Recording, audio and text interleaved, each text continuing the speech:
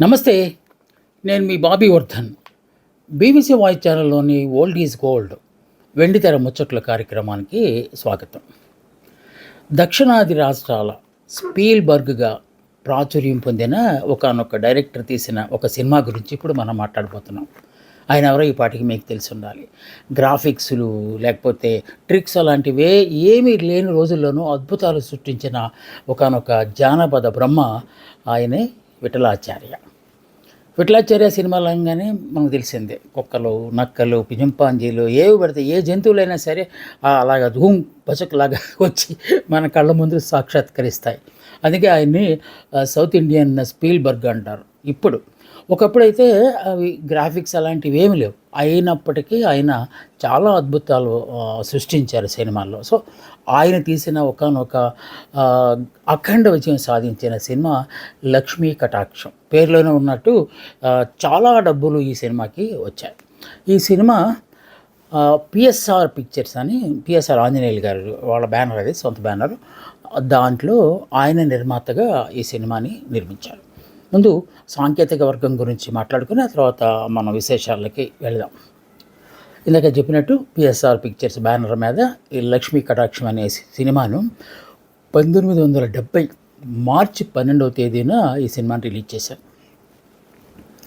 అప్పటికే అనేక జానపద చిత్రాలు తీసి ఆ పేరుగాంచిన విఠలాచార్య గారే ఈ సినిమాకి కూడా డైరెక్షన్ చేయడానికి ఒప్పుకున్నారు. ఆయన స్క్రీన్ ప్లే, డైరెక్షన్ ఆయనే రాసుకుంటారు. ఆయన ప్రత్యేకత అది. ఎందుకంటే ఏవే సన్నివేశాలు ఎక్కడెక్కడ రావాలి, ఏ సన్నివేశాల్లో అద్భుతాలు జరగాలి, ఏ సన్నివేశాల్లో జంతువులు లాంటి వింత వింత ఆకారాలు రావాలి, ఇవన్నీ ఆయన స్క్రీన్ ప్లేలో రాసుకుంటారనమాట. అందుకే స్క్రీన్ ప్లే అవకాశం ఆయన ఎవరికి ఇవ్వరు.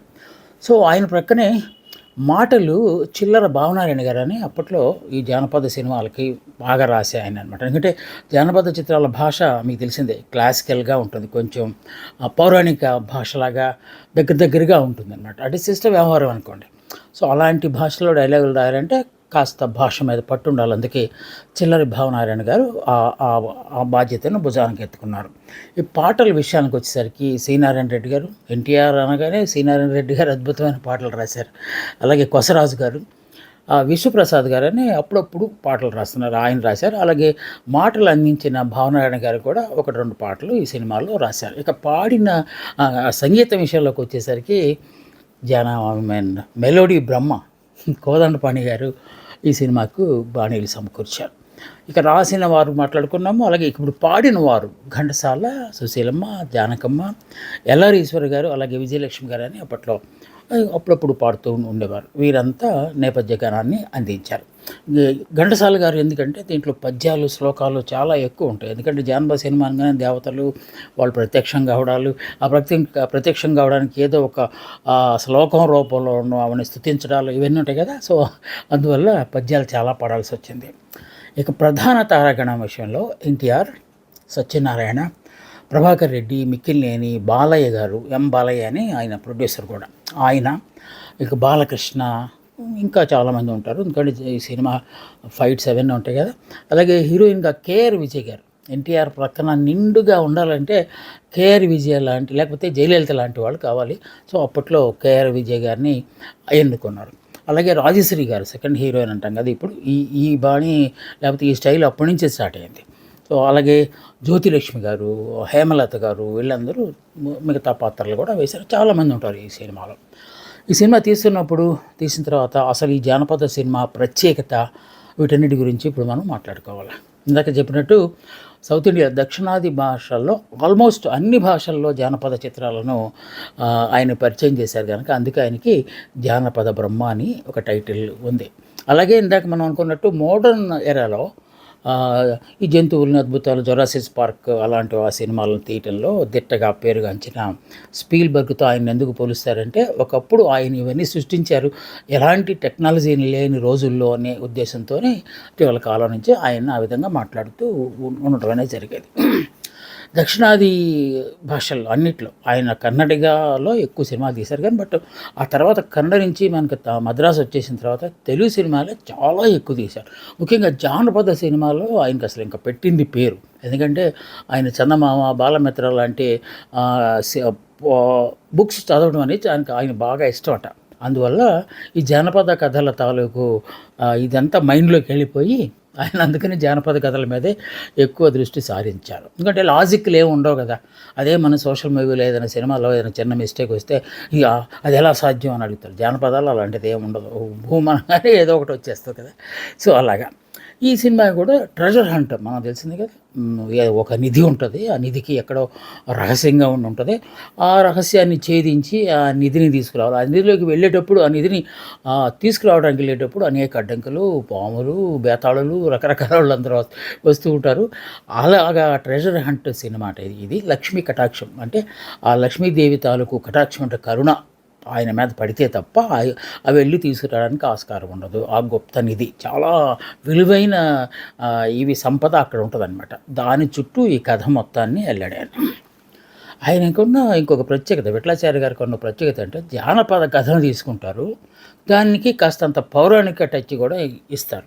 అంటే అర్థం ఏంటి, ఆ జానపద హీరోయిన్లు ఉంటారు, అంటే మామూలు మనుషులే వాళ్ళు.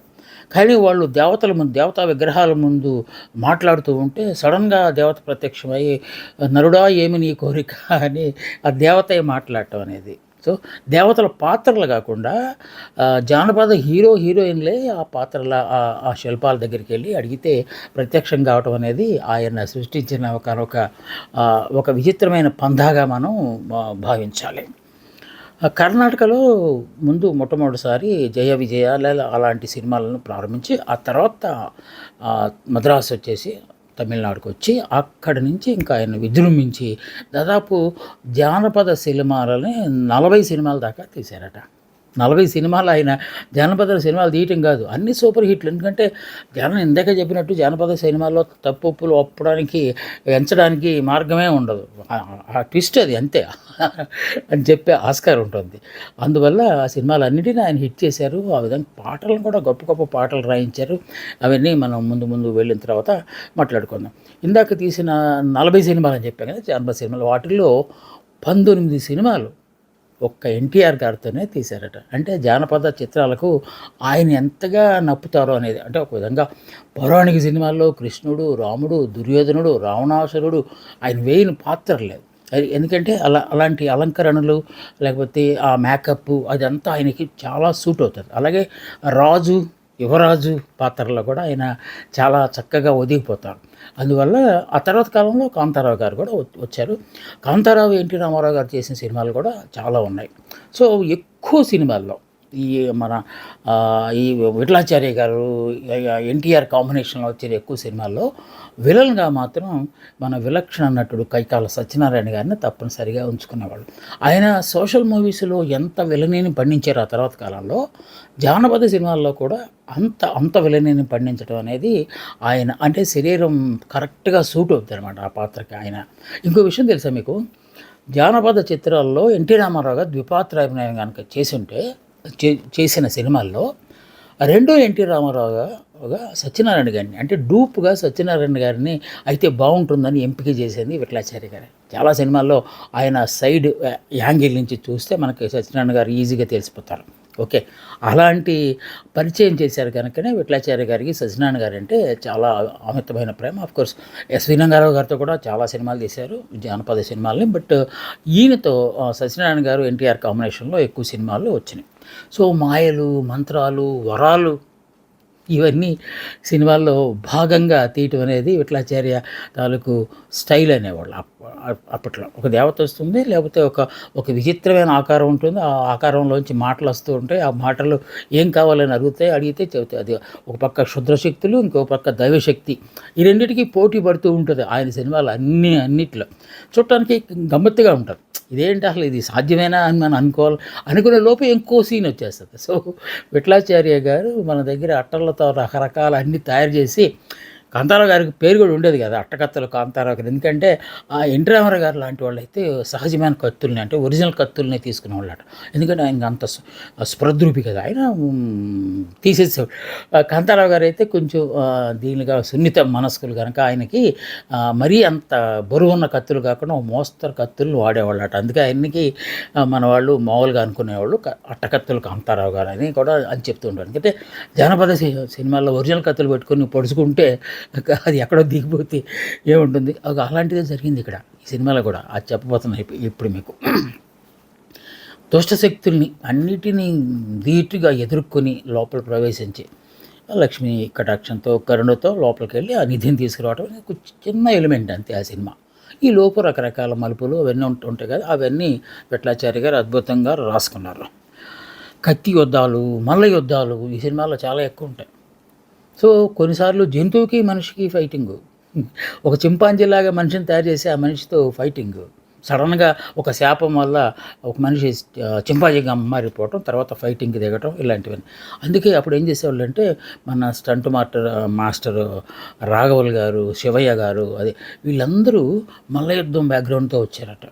మనం ఇప్పుడు అనుకో కుస్తీ పోటీలు అంటాం కదా అవన్నీ. అలాగే కర్రసాము, సోషల్ మూవీస్లో కూడా కర్రసాము ఉంటుంది, జానపద సినిమాల్లో కూడా కర్రసాము ఉంటుంది. కర్రకు బదులు కత్తితో సాము చేస్తారనమాట.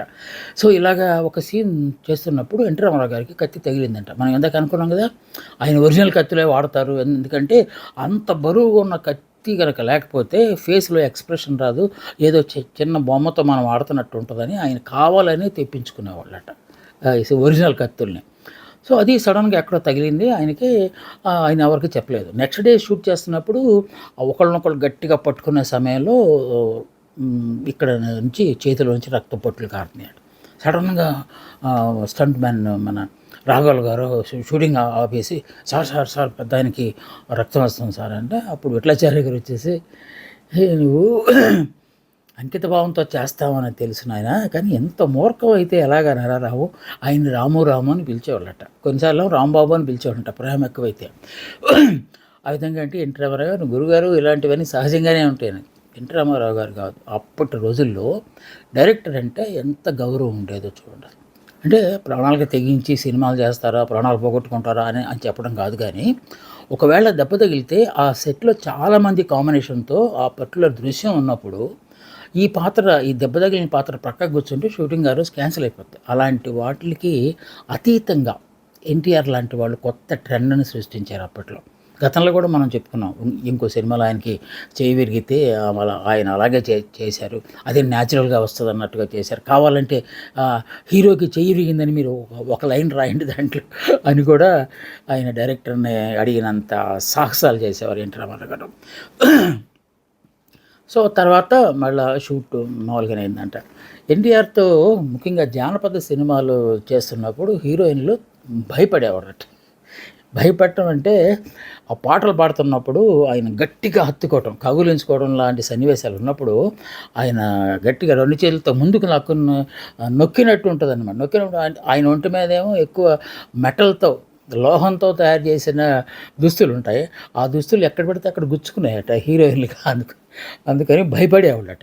ఎక్కువ ఆ భయాన్ని కూడా లేకుండా చేసేవాళ్ళని మాత్రమే ఈ జానపద సినిమాలకు తీసుకునేవాళ్ళట. అందుకే మనం జయలలిత గారు, రాజశ్రీ గారు, కృష్ణకుమార్ గారు, కేఆర్ విజయ్ గారు వీళ్ళే ఇలాంటి వాళ్ళు. ఎప్పుడూ సావిత్రి గారు జానపద సినిమాల్లో చేయలేదు, ఎందుకంటే ఆవిడకి తెలుసు ఈ సినిమాల్లో తాలూకు కష్టాలని.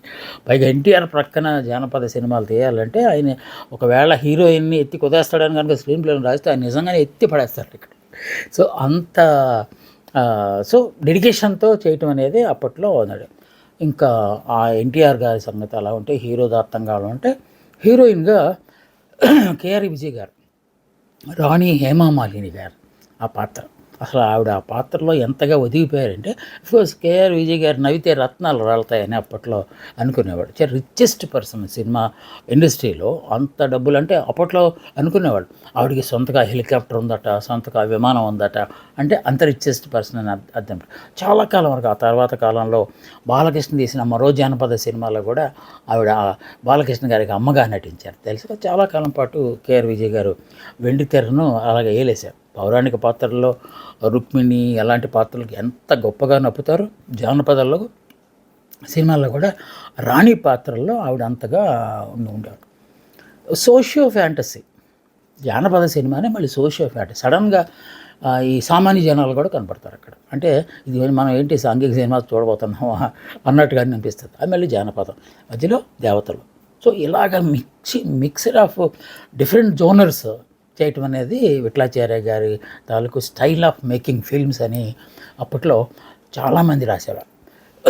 పాటలు, పద్యాలు, శ్లోకాలు ఇవన్నిటికీ రకరకాల బాణీలు కట్టాలంటే అది నిజంగా పూర్తి సాధికారత సంగీతం మీద ఉంటే తప్ప అది ఇంకా కోదండపాణి గారికి ఉండకుండా అలా ఉంటుంది. కోదండపాణి గారు లాంటి వాళ్ళు అసలు మెలోడీ బ్రహ్మల వాళ్ళు. అలాంటి ఆయన దీనికి చేయటం అనేది ఆయన పైగా ఈయన మన విఠలాచార్య గారి దగ్గరుండి ట్యూన్స్ చేయించుకునేవాళ్ళట. ఈ ట్యూన్ ఎలా ఉంది అబ్బా అని ఆయన మధ్య మధ్యలో తొడగొట్టడం, చప్పట్లు కొట్టడం ఇవన్నీ చేసేవాళ్ళట. మనం అంతకుముందు కూడా అనుకున్నాం సినిమా పౌరాణిక సినిమాల్లో కృష్ణుడు, రాముడు అంటే వాళ్ళే పాత్రలు. ఈ సినిమాలో అలాంటి పాత్రలు ఉండవు, కానీ వాళ్ళ ఫోటోలు ఉంటాయి, లేకపోతే వాళ్ళ విగ్రహాలు ఉంటాయి. ఆ విగ్రహాలకి పూజ చేసో లేకపోతే ఆగ్రహంతోనో ఒక పాట పద్యమో శ్లోకమో పాడితే వెంటనే వాళ్ళు దాంట్లోంచి బయటకు వచ్చేసి దేవతా రూపం తెలిసి అప్పుడు వరం కోరుకోమని అడుగుతారు అనమాట. సో అలాంటివి లాజికల్గా అందవు, కానీ జానపద సినిమాల్లో అలాంటివన్నీ చెల్లుతాయినా అట్లాగే తీస్తేనే ఆ సినిమాలు అంత గొప్పగా ఆడినాయి. ఇక విఠలాచార్య గారు దక్షిణాది భాషలన్నిటిలో కలిపి 42 లెక్క ప్రకారం అయితే, కాకపోతే 2 రిలీజ్ కాలేదని మనకి చరిత్ర చెప్తుంది.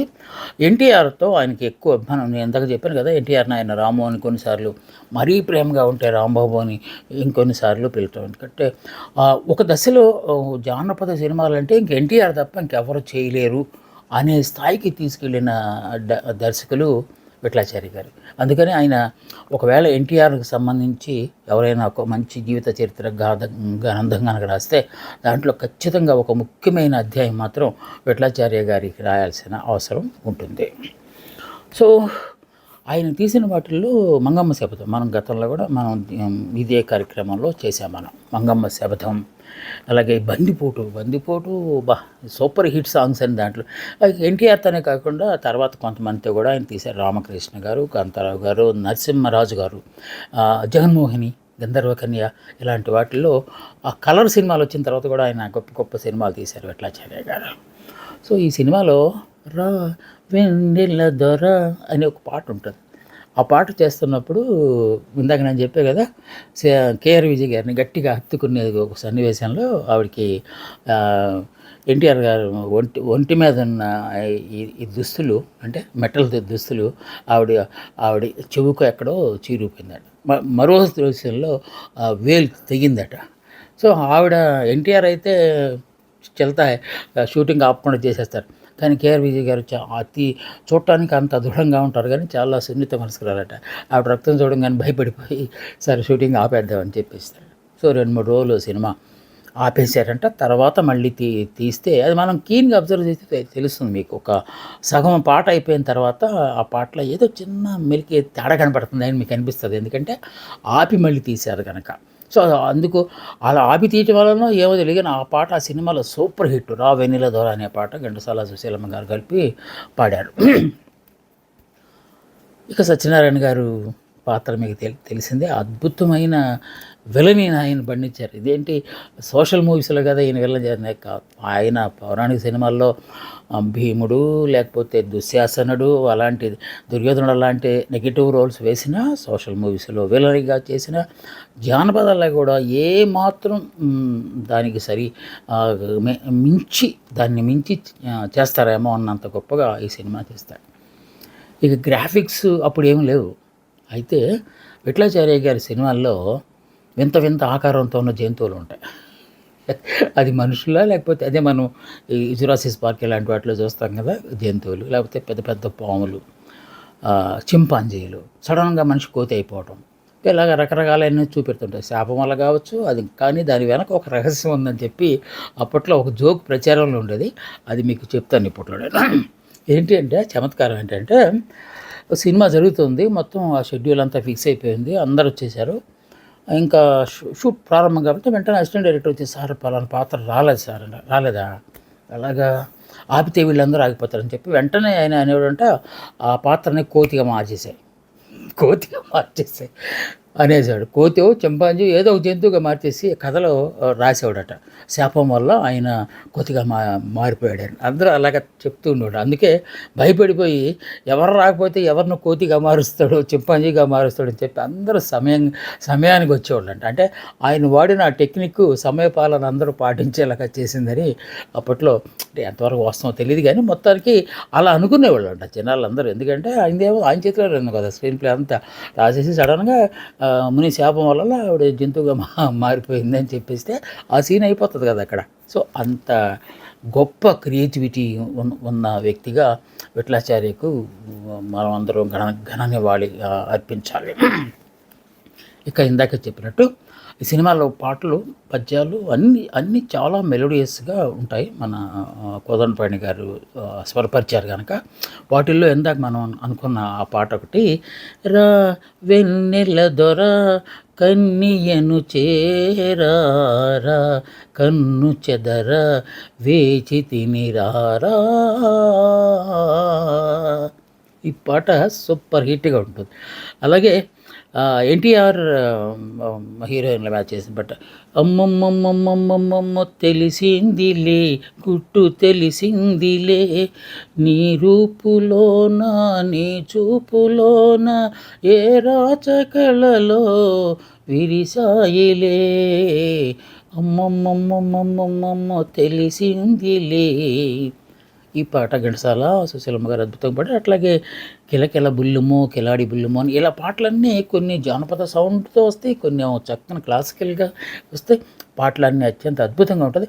ఒక వెరైటీ చిత్రాన్ని, ఒక భిన్నమైన సినిమాని చూడాలనుకుంటే లక్ష్మీ కటాక్షం లాంటి సినిమా. మనం జానపద సినిమాలు చాలా తక్కువగా చేసాం. మంగమ్మ శబ్దం నా గుర్తు, బట్ ఈ సినిమా మాత్రం తప్పనిసరిగా చూడాలి. చాలా థియేటర్లో మా చిన్నప్పుడు వాల్ పోస్టర్లు అంటిస్తున్న ఆ దృశ్యాలు మొత్తం నాకు కళ్ళ మంది మెరుతాయి. ఇంకా పాటల విషయానికి వచ్చేసరికి మా ఇంట్లో గ్రామ్ఫోన్ ఉండేది. ఆ గ్రామ్ఫోన్లో హెచ్ఎంఈ రికార్డులో ఈ పాటలు మళ్ళీ మళ్ళీ మళ్ళీ పెట్టి వింటుంటే చాలా గొప్పగా ఉండేది. సో మీరు చూడండి, యూట్యూబ్లో ఈ సినిమా ఇప్పటికీ క్రిస్టల్ క్లియర్గా కనపడుతుంది. ఎందుకంటే బ్లాక్ అండ్ వైట్లో ప్రాసెసింగ్ అంతా చాలా జాగ్రత్తగా చేసేవాళ్ళు. సో ఈ సినిమా సౌత్ ఇండియా స్పీల్బర్గ్గా భావించే విఠలాచార్య గారు మనోఫలకం నుంచి బయటకు వచ్చిన ఈ సినిమా లక్ష్మీ కటాక్షం 1970 మార్చి 12వ తేదీన రిలీజ్ అయ్యే అఖండ విజయం సాధించింది. మీరు చూడండి. మళ్ళా వచ్చే వారం మరో మంచి సినిమా గురించి నేను మీతో విశ్లేషించడానికి వస్తాను. అందాక సెలవు. నమస్తే, మీ బాబీ వర్ధన్.